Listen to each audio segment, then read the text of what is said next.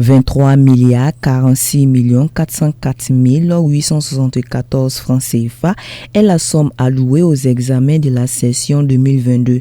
L'annonce a été faite ce matin par le directeur général des examens et concours, dont plus de 7 460 millions de francs CFA pour le CEP, plus de 7 885 millions de francs CFA pour le BPC, BEP et CAP et 7 700 000 francs CFA pour le baccalauréat. Au poste primaire, les épreuves sportives débutent le 5 mai et se poursuivent jusqu'au 19 mai 2022. Pour l'examen du baccalauréat, les épreuves sportives commencent le 23 mai 2022. Pour ce qui concerne donc les épreuves écrites, le programme est le suivant.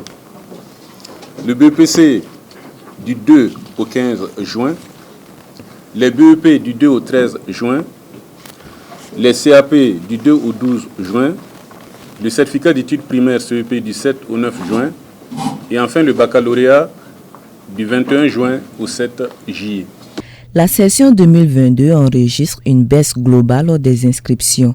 Le baccalauréat à titre illustratif connaît une réduction de 7,94%, soit 12 301 candidats en moins comparativement à celle de 2021, à l'exception du BEP et du CAP où on note un accroissement de plus de 4,66%, soit un surplus de 857 candidats dont 19 260 inscrits.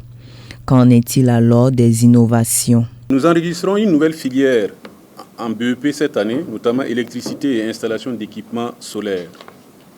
Au baccalauréat professionnel, 2 nouvelles filières ont vu le jour, notamment le métier du bois et la cuisine. Les innovations annoncées en mars 2021 sont prises en compte au cours de cette session. Toutes les filières sont éligibles aux épreuves de remplacement. Avant, ce n'était pas toutes les filières, c'était juste les filières d'enseignement général et puis G1 et G2. Cette fois-ci, tous les candidats de toutes les filières sont éligibles aux épreuves de remplacement. Les préparatifs des examens et concours ne sont pas faits sans défis majeurs.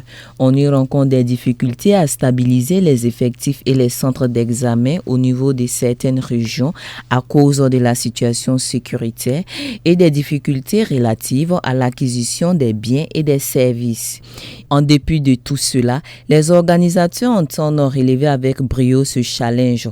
Ils envisagent d'ores et déjà la formation des formateurs sur les nouvelles fonctionnalités du logiciel du baccalauréat et la formation des nouveaux présidents de jury sur les logiciels de gestion des différents examens.